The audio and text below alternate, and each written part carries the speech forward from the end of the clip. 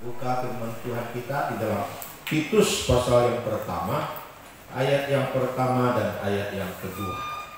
Titus pasal pertama, ayat pertama dan yang kedua. Titus, ya, Titus. Baik, saudara, kalau sudah dapat, mari kita baca bersama-sama dua ayat ini. Dua ayat ini akan kita baca bersama-sama. Kalau sudah dapat, kita baca bersama-sama. Salam. 1, 2, 3. Dari Paulus, hamba Allah dan Rasul Yesus Kristus, untuk memelihara iman orang-orang pilihan Allah dan pengetahuan akan kebenaran seperti yang nampak dalam ibadah kita, dan berdasarkan pengharapan akan hidup yang kekal yang sebelum permulaan zaman sudah dijanjikan oleh Allah yang tidak berdusta. Saudara-saudaraku dikasih oleh Tuhan, hari ini kembali kita belajar tentang iman yang sehat. Minggu yang lalu kita telah belajar tentang iman yang sakit. Bagaimana iman itu bisa sakit, dan ciri-ciri iman yang sakit itu bagaimana? Ya. Nah, kita tahu salah satu ciri-ciri iman yang sakit itu adalah dia tidak bisa berbuat hal-hal yang baik.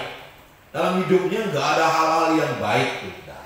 Maka kadang-kadang kita melihat ada orang Kristen yang notabene dikatakan percaya Tuhan, tapi nggak punya hasil dalam hidup dia. Doanya pun tidak ada faedah, hidupnya juga kacau dan sebagainya dan sebagainya. Tidak ada sesuatu yang baik di dalam kehidupan dia. Nah, saudara-saudara, ciri-ciri iman yang sakit itu bisa saja kita lihat orang sakit itu biasanya tidak suka makan. Biasanya itu selera makannya itu kurang, ya. Ya, ada penyakit seperti itu, ya. Tidak mau makan, selera makan tak ada.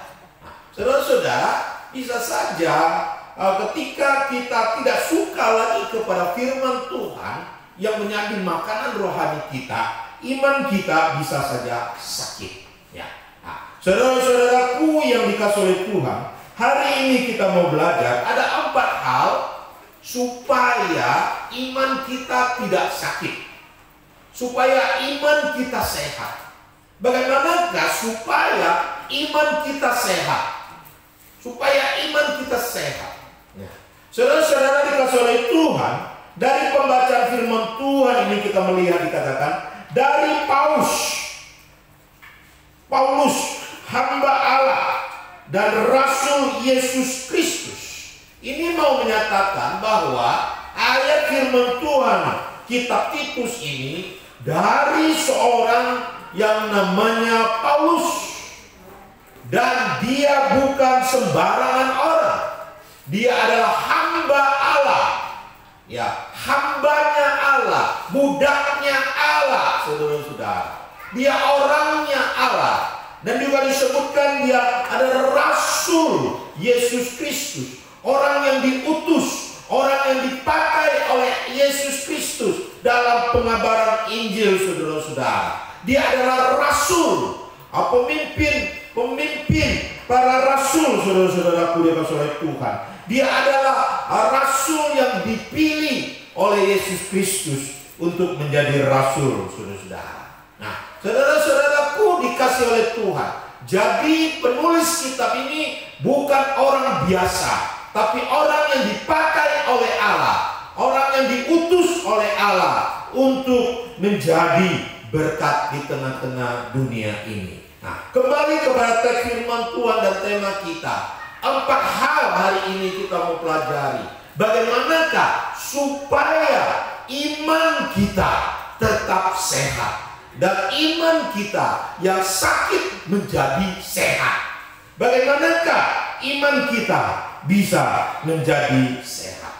Dikatakan oleh Alkitab di sini untuk memelihara iman orang-orang pilihan Allah. Saudara-saudaraku dikasih oleh Tuhan, ada kata memelihara iman. Rupanya iman itu perlu dipelihara, saudara-saudara. perlu dipelihara. Sama seperti kita menanam sesuatu ya yang masih kecil, kita jaga dia, tanaman itu jangan sampai kena matahari yang banyak supaya dia tidak jadi kering dan mati. Kita pelihara. Sama dengan kita juga memelihara tubuh kita, ya, supaya tubuh kita tidak sakit, tubuh kita tetap sehat, kita makanan yang bergizi, kita juga menjaga istirahat kita, juga menjaga pekerjaan kita supaya tidak kerja terlalu berat, supaya kita tidak sakit, kita juga manage akan waktu kita dengan baik supaya tubuh kita menjadi sehat dan seterusnya. Nah, jadi di sini penekanan yang memelihara iman adalah orang itu peduli dengan iman. Orang itu peduli dan menjaga imannya daripada supaya tidak sakit di dalam imannya. Nah, minggu lalu kita sudah belajar bagaimana apa penyebab orang bisa sakit di dalam imannya. Ya. Bagaimana supaya atau mengapa orang itu bisa sakit dari imannya? Yaitu dikatakan karena orang itu mengindahkan akan ajaran-ajaran nenek moyang. Ya. Nenek moyang artinya dongeng-dongeng nenek moyang. Lalu orang itu mengindahkan akan ajaran-ajaran manusia. Nah, saudara-saudaraku dikasih oleh Tuhan, supaya iman itu tidak sakit, maka dia harus menjaga iman itu supaya jangan sampai sakit. Jadi kedua hal ini harus dijaga supaya tidak ada di dalam kehidupan kita. Kita tidak mengindahkan akan dongeng-dongeng orang Yahudi itu atau ajaran nenek moyang itu dan juga ajaran-ajaran manusia yang ada. Supaya itu tidak ada di dalam hidup kita. Supaya kita tetap sehat di dalam iman kita. Nah, saudara-saudaraku dikasih oleh Tuhan, kita kadang-kadang terlalu peduli dengan tubuh kita, tapi kadang-kadang kita kurang peduli dengan iman kita.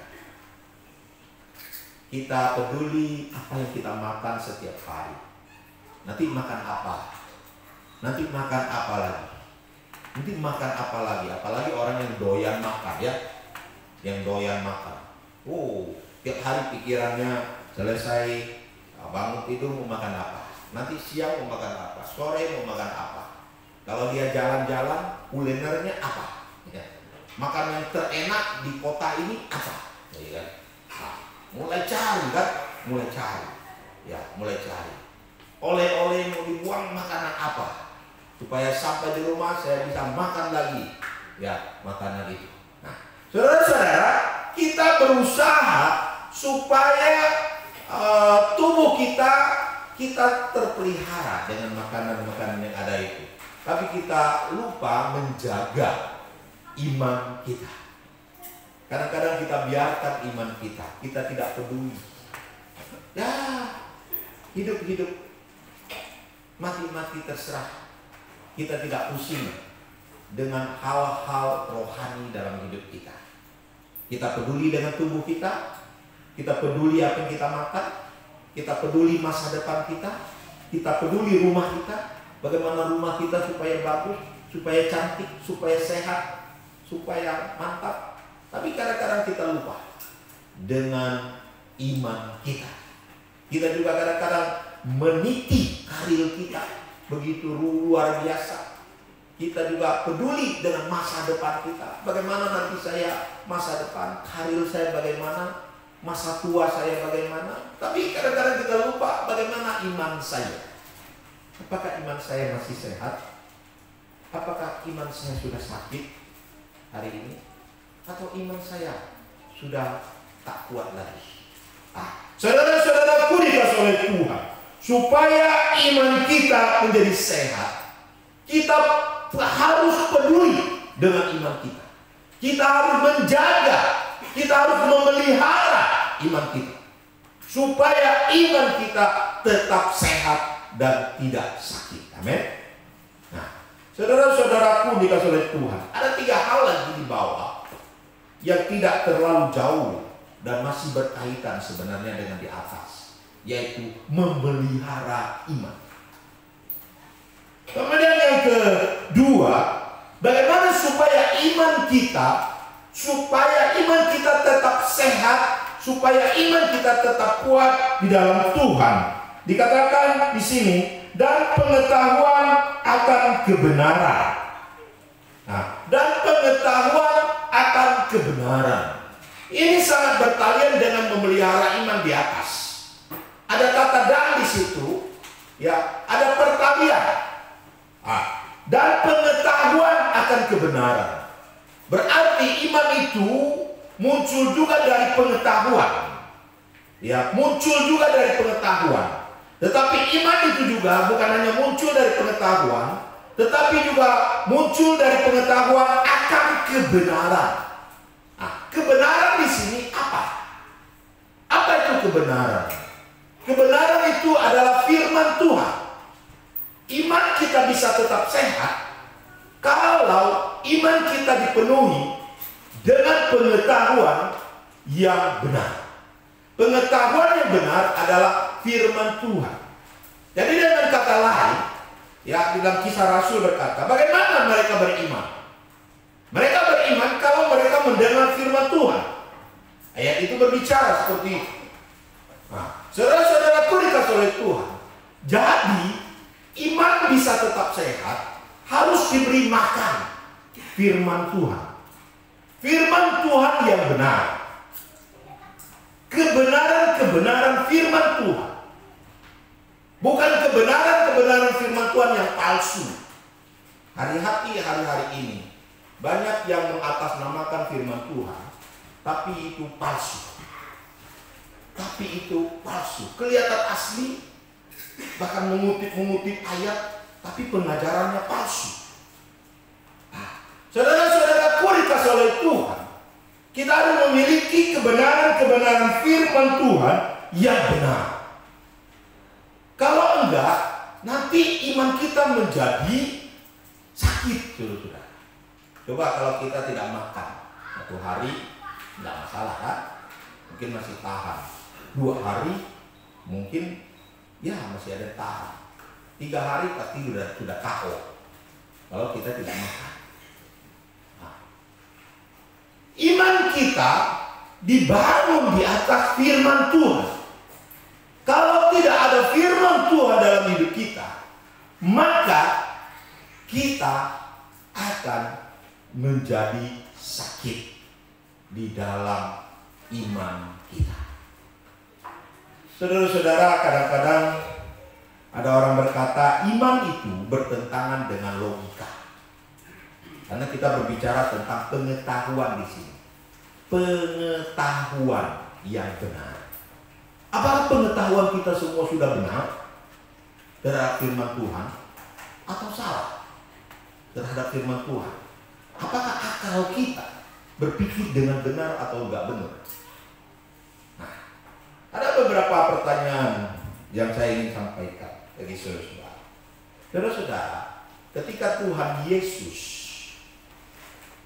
menjadikan air menjadi anggur, saya tanya, itu logika atau enggak logika? Sesuai dengan otak kita atau enggak? Masuk di akal kita atau enggak? Dengan sederhananya, logika atau enggak? Yesus mengubah air menjadi anggur, logika enggak? Yang logika enggak kan? Enggak takut. Yang tidak logika angkat tangan. Tidak logika banyak ya. Tidak logika. Angkat tangan ya, tidak logika. Oke. Sekarang saya tanya lagi. Yesus membangkitkan Lazarus dari kematian sudah 4 hari. Sudah 4 hari lalu Lazarus dibangkitkan oleh Tuhan Yesus dari kematian. Logika enggak? Masuk di akal enggak? Yang masuk di akal ke tangannya. yang enggak masuk di akal. Jadi Yesus membangkitkan Lazarus enggak masuk di akal. Sekarang tanya lagi. Ketika terjadi cerita laut Tebrau terbelah, Allah membelah laut Tebrau melalui tongkat Musa. Masuk di akal atau enggak? Masuk di akal enggak? Tidak. Siapa bilang tidak? Anak-anak? Oh, banyak lagi tidak mau. Yang masuk di akal? Ya, ilmu gini. Ragu-ragu dia. Masuk di akal enggak? Allah membelah laut Tebrau melalui tongkat Musa. Masuk di akal? Tidak. Tidak masuk di akal. Oke. Sekarang ini ada kayu. Ada kayu, betul? Mau pukul siapa ya? Siapa yang nakal di sini saya pukul dia. Pukul pantatnya biar dia tidak nakal lagi. Ya? Sekarang saya tanya, Bapak Ibu, logika nggak kalau saya mampu patahkan kayu ini? Logika? Masuk di akal? Masuk di akal? Masuk di akal, betul? Saya mampu patahkan kayu ini. Oke, logika kan? Masuk di akal Bapak Ibu ya? Sekarang saya patahkan, betul? Hah? Dia patahkan ya? Kan logika kan?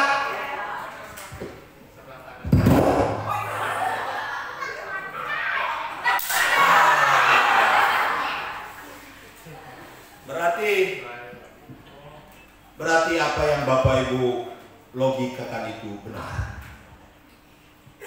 Sekarang saya panggil Noel sini Noel maju. Noel, ayo Pak Hen bawa dia maju.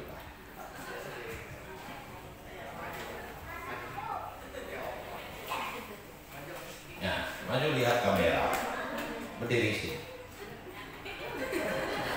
Bapak Ibu percaya dia apa logika dia mampu patahkan kayu ini? Yang percaya dia mampu angkat tangan.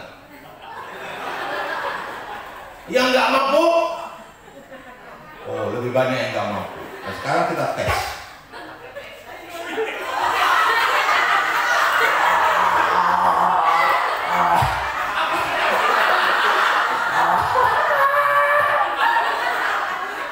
Iya, sudah nyerah? Sudah nyerah? Sudah. Beri semangat dulu. Nah. Oke, kita kasih dia berkat dulu. Iya, dia sudah berusaha. Ya,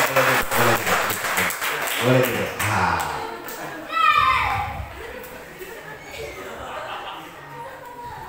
Bapak Ibu dikasih oleh Tuhan, dari cerita ini saya mau mengajak Bapak Ibu melihat mengapa Bapak Ibu percaya saya mampu patahkan ini, karena Bapak Ibu melihat siapa saya, betul?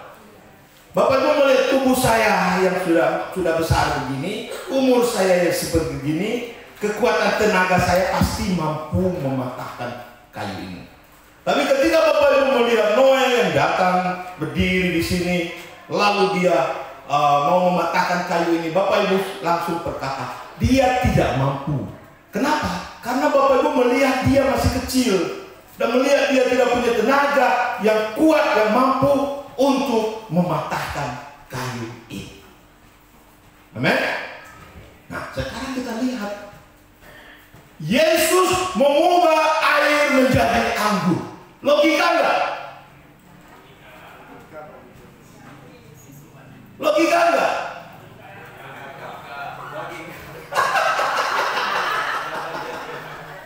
Logika. Amin. Amin. Yesus membangkitkan Lazarus dari kematian. Logika enggak? Mengapa jadi logika? Karena Yesus berkuasa. berkuasa. Betul? Betul? Ketika Allah membelah laut seberang, logika enggak? Logika. Mengapa? Karena Allah yang berkuasa atas alam semesta ini. Jadi iman tidak bertentangan dengan logika di sini. Pengetahuan yang benar itu berdasarkan firman Tuhan. Kalau saudara-saudara berkata, tidak masuk di akal Yesus bisa mengubah air menjadi anggur. Logika Bapak Ibu yang harus diubah. Logika Bapak Ibu yang salah. Amin? Betul tak? Yang salah Yesusnya atau kita? Kitanya. Makanya saudara-saudaraku yang dikasihi oleh Tuhan, ketika kita berdoa untuk sesuatu, ketika kita mengimani untuk sesuatu, kalau kita melihat manusia dan lalu kita memakai logika kita, ya mungkin nggak bisa. Tetapi kalau kita melihat Allah yang berkuasa atas segala sesuatu, yang menguasai alam jagat raya ini, maka tidak ada satupun di muka bumi ini yang tidak bisa dibuat oleh Allah dalam hidup ini. Semuanya jadi logika masuk di akal. Amin. Amin. Allah pencipta sakit penyakit, maka secara logika dia bisa sembuhkan apapun penyakitmu. Amin. Allah pencipta kehidupan, Allah juga sanggup membangkitkan orang mati sekalipun. Amin. Logika. Dia pencipta, dia pencabut. Logika. Ayub sendiri berkata, Tuhan yang memberi, Tuhan yang mengambil, terpujilah Tuhan. Tuhan pencipta alam jagat raya ini, Tuhan pemegang kekayaan dunia ini, Tuhan juga sanggup memperkaya Bapak Ibu sekalian. Amin. Logika, bukan tidak logika. Beri semangat dulu untuk kita. Iman kita sehat kalau iman kita didasarkan dengan pengetahuan yang benar terhadap firman Tuhan. Makanya kadang-kadang iman kita tuh dihalangi oleh otak kita yang dipenuhi dengan otak-otak yang salah dalam berpikir terhadap firman Tuhan. Otak kita ini salah. Bukan saya katakan sinting ya, tapi salah dalam berpikir. Saudara-saudaraku dikasih oleh Tuhan, itu yang kedua. Selanjutnya kita melihat bagaimana iman kita menjadi sehat. Iman kita yang sehat itu didasari dengan firman Tuhan yang benar, tetapi juga iman yang sehat itu dimulai atau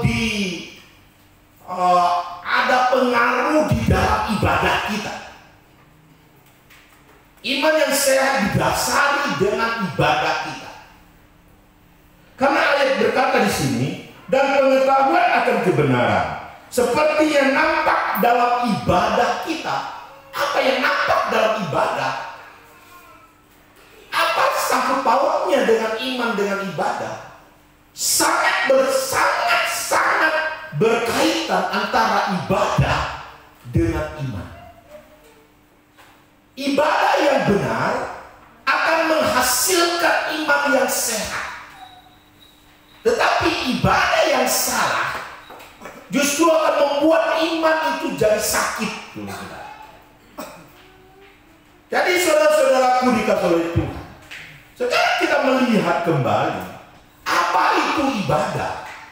Kadang-kadang kita berpikir ibadah itu kalau saya datang ke gereja, duduk, lalu selesai itu puji-puji Tuhan, ya nyanyi-nyanyi ya seadanya lah.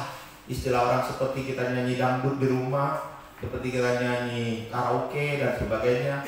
Nah, lalu setelah itu dengar firman Tuhan, seperti kita dengar pidato yang ads kebanyakan yang ada, ya sudah itu pulang dan tidak ada apa-apanya. Itulah yang kita mungkin selama ini berpikir ibadah. Atau di rumah saya baca Alkitab, saya berdoa, ya berdoa bersama-sama, atau berdoa sendiri-sendiri, atau waktu makan berdoa dan semuanya, ya itulah ibadah. Ya, ibadah itu lebih dalam daripada itu. Ibadah yang benar itu ibadah yang bagaimana? Dan apa esensial ibadah itu sendiri? Yang terpenting dalam ibadah itu apa? Ibadah itu menyangkut hubungan saya dan saudara-saudara dengan Tuhan secara pribadi. Makanya ibadah itu nggak bisa diwakili. Banyak orang yang berpikir, ya kalau saya nggak ke gereja, saya kasih uang sama anakku, lalu anakku pergi beri persembahan, nah saya sudah ibadah tuh, gitu. Karena ada wakilnya saya di sana.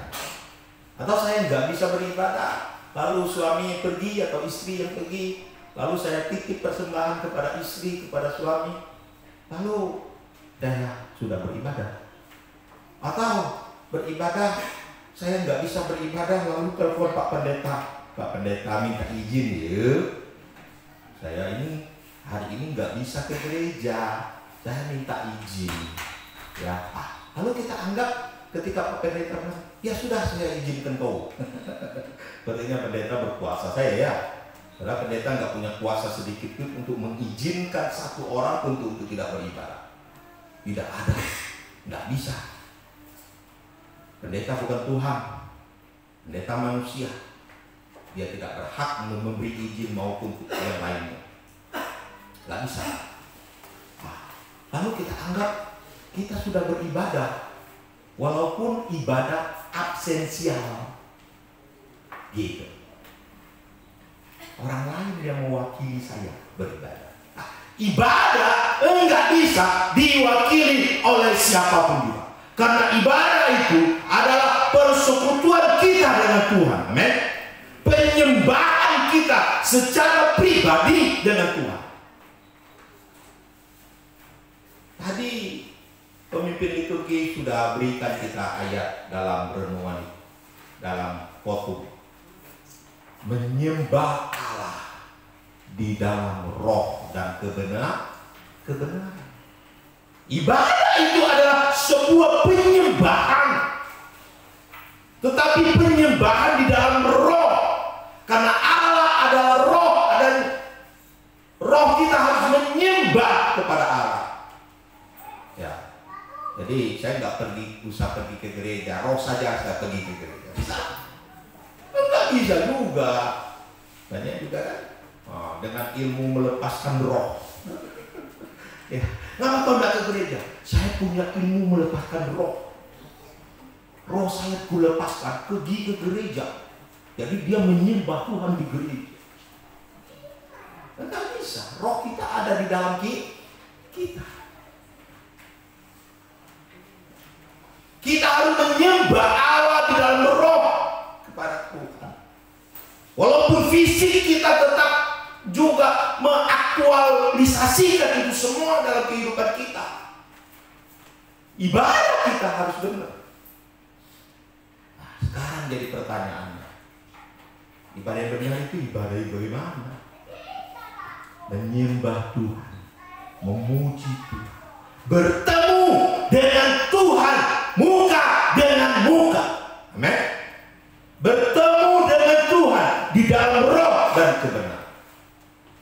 Saya tanya, ketika kita datang ke gereja atau ketika kita beribadah secara pribadi di rumah, siapa yang kau temui di dalam ibadahmu? Bertemu dengan temanmu di gereja atau bertemu dengan siapa? Ya, ada bertemu dengan Tuhan. Yufi bertemu dengan Tuhan. Gimana muka Tuhan hari ini dengan kau? Yang ketemu dengan siapa di gereja? Ada ketemu Tuhan? Oh. Adakah persekutuan dengan Tuhan? Apakah engkau merasakan Allah hadir di dalam ibadah secara pribadi? Apakah engkau sudah menyembah Dia dengan benar? Kalau kita menyembah dengan Tuhan dengan benar, ada perasaan yang terjadi, ada sesuatu yang terjadi dalam perasaan kita, dalam roh kita, dalam hidup kita. Amin. Enggak datang duduk pulang begitu aja. Enggak. Di dalam menyembah, di dalam memuji. Oh, Bapak, aduh, siapa saya? Kok bisa panggil Allah sebagai Bapak? Pencipta alam semesta raya. Kok tiba-tiba kita bisa panggil Bapak? Coba kalau Presiden Jokowi, lalu kita semua panggil dia Bapak. Bangga kita kan. Saya ini, siapa saya?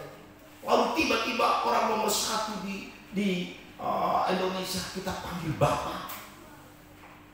Bukan Bapak loh ya, Bapak. Tiba-tiba orang nomor 1 di Amerika, Presiden Amerika, Bapak. Bangga lah kita manggil. Gimana? Wah, Allah pencipta langit bumi, Allah pencipta triliunan bintang, Allah pencipta segala kehidupan, kita panggil Bapa. Gimana nyanyinya, saudara? Tapi kadang-kadang kita itu hanya asbun di mulut saja. Ibadah kita itu asbun di mulut saja. Ibadah kita itu hanya di otak kita saja, tapi tidak sampai dalam roh kita, tidak sampai dalam hati kita. Bapa, Engkau sungguh baik, sungguh baik. Kasih-Mu melimpah, aduh, kasih-Nya melimpah di hidupku. Aku terlalu di hidup. Bapa, ku berterima kasih. Waktu kita bilang terima kasih, bagaimana kita berterima kasih dengan Allah yang maha besar, yang maha hebat itu. Ketika kita menyanyi, Yesus sahabat sejati yang memberikan sentosa. Oh, Yesus sahabatku. Berarti aku ini orang berharga. Aku bukan orang yang tidak berharga. Yesus sahabatku. Tapi kadang-kadang nyanyi kita ini hanya di mulut bibir kita saja. Tidak ada iman di dalamnya. Tidak sampai ke hati kita. Tidak sampai di dalam roh kita. Makanya selesai nyanyinya itu asal-asalan.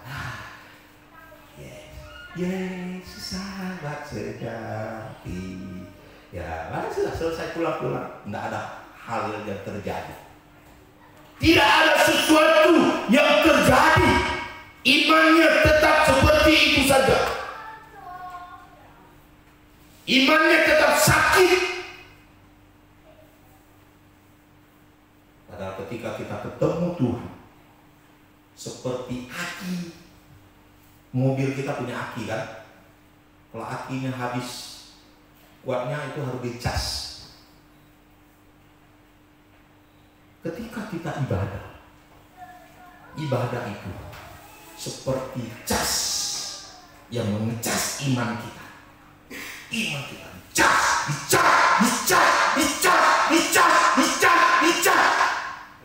Maka ketika kita pulang ke rumah kita, iman kita menjadi sehat. Iman kita menjadi kuat.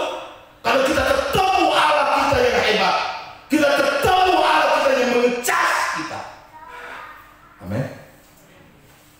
Beri semangat dulu untuk kita. Jadi kita bukan sembarangan ibadah, tapi ibadah itu sendiri mengecas iman kita, sehingga iman kita semakin menjadi sehat, kuat, dan kuat.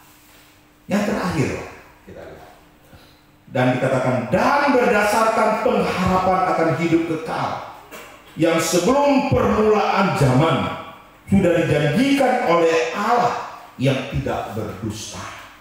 Yang keempat, supaya iman kita tetap sehat, kuat, bahkan semakin sehat, yaitu iman kita tidak berdasarkan dunia ini, tetapi iman kita berdasarkan pengharapan akan hidup yang kekal.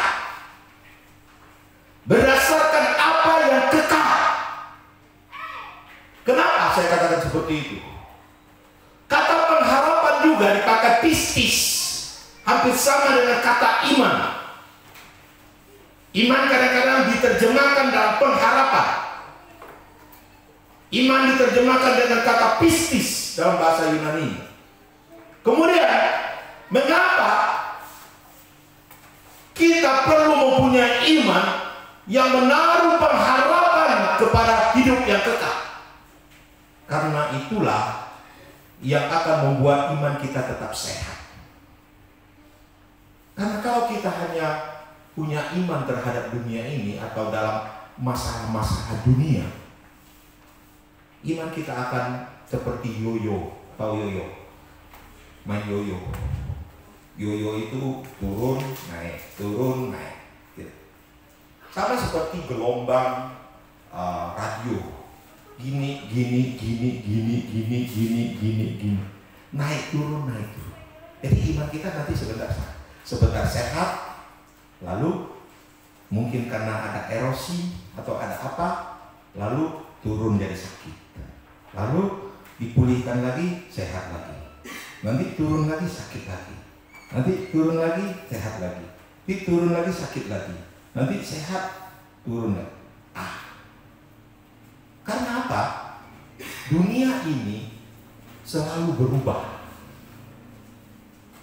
Kalau kita hanya beriman masalah-masalah ekonomi berubah-ubah. Ada berkat, kadang-kadang kita katakan haleluya. Tapi ketika tidak ada duit lagi, hari lupa. Kalau sehat, haleluya. Tapi siapa yang gak pernah sakit? Ketika sakit, aduh, hari lupa sudah. Ketika doa didengar, kita bilang haleluya. Tapi ketika doa tidak didengar, aduh, Tuhan kemana kau? Aku marah dengan kau hari ini. Karena kita merasa Tuhan tidak mendengar doa kita. Kalau iman hanya berdasarkan hal-hal dunia, itulah yang terjadi dalam hidup kerohanian kita. Iman kita tidak stabil, selalu berubah-ubah sesuai dengan kondisi situasi yang ada.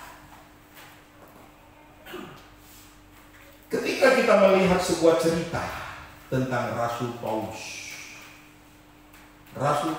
pernah masuk penjara bersama dengan Silas. Ketika dalam penjara, mereka sudah dipukul, mereka sudah menderita, mereka dicaci maki, mereka dibelenggu. Nggak enak penjara masa lalu. Ya, penjara masa lalu itu jauh dari kamu. Rasul Paulus dalam penjara, menderita sekali. Kalau iman Rasul Paulus hanya mengandalkan masalah-masalah dunia, pasti imannya sudah roboh, hancur.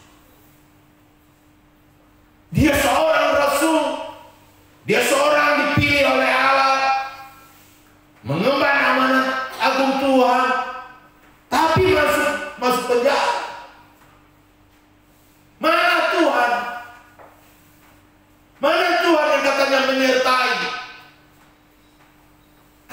senantiasa menyertai kamu sampai akhir zaman. Tapi buktinya masuk penjara. Mana pembelaan Tuhan? Dicaci maki, dipukul dan sebagainya. Mana tangan Tuhan yang membela? Bahkan sekarang terancam dengan hukuman mati. Mana pembelaan Tuhan? Kalau iman mereka hanya bergantung kepada hal-hal dunia, maka pasti drop iman mereka. Tetapi iman mereka bergantung kepada hidup yang kekal. Amin. Hal-hal yang kekal. Sehingga Rasul Paulus berkata, penderitaan-penderitaan yang kami alami tidak melebihi kemuliaan yang akan kami terima. Itu Rasul Paulus katakan. Maka ketika ada dalam penjara, mereka tetap bisa mengekspresikan iman mereka. Mereka memuji Tuhan, mereka meninggikan nama Tuhan, mereka memuliakan Tuhan. Orang dalam kesusahan bagaimana memuliakan Tuhan? Orang dalam kesedihan bagaimana bersorak-sorai? Bagaimana memuji Tuhan dan meninggikan nama Tuhan? Orang yang tidak melihat tangan Tuhan bekerja, bagaimana bisa menyatakan Allah itu hebat, Allah itu luar biasa, Allah kita heran dan besar, padahal kita lagi sakit? Bagaimana tuh? Yehova apa? Allah yang memenuhi dan sebagainya, memberkati, padahal lagi sedang kanker, kantong kering. Bagaimana bisa menyanyikan lagu seperti itu? Karena iman mereka bukan tergantung kepada hal-hal duniawi, tapi beriman melihat hal-hal surga. Maka mereka bisa memuji Tuhan di tengah-tengah penderitaan yang mereka alami. Amin. Beri semangat. Kita lihat akhir happy ending luar biasa. Pintu-pintu penjara menjadi terbuka. Bahkan menari-nari menjadi alat musik bagi Rasul Paulus dan Silas ketika memuji, meninggikan nama Tuhan. Amin. Amin. Akhirnya mereka lepas dari penjara kan besoknya. Nah, saudara-saudaraku dikasih oleh Tuhan, inilah 4 hal yang membuat iman kita bisa tetap sehat. Kiranya Tuhan Yesus memberkati kita semua. Mari kita bangkit berdiri, kita berdoa.